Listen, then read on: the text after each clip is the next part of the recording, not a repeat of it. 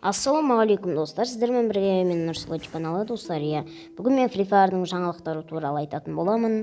Ал сіздер дайын болсаңыздар, бастаймыз. Достар, бізде Free Fire'ның жаңалықтарына келетін болсақ, бізде өте керемет осындай инкубатор шығайын деп жатыр. Бұл инкубатор өте керемет, MP40-тың инкубаторы.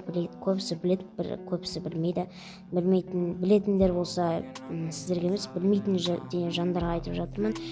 Сосын бізде келесі біздің информациямыз, бұл бізде өте керемет осындай Джота деген, қандай білмеймін, әйтеуір итон ба бір нәрсе, короче осындай не шықты персонаж.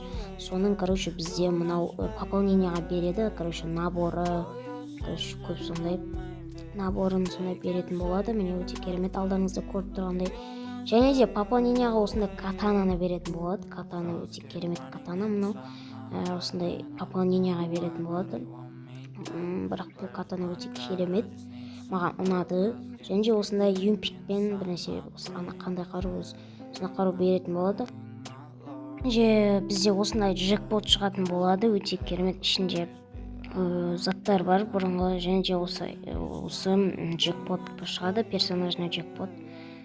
Сіздер егер алып үлгере алмайтын болсаңыздар, осы джекпоттан түсіріп алуға болады.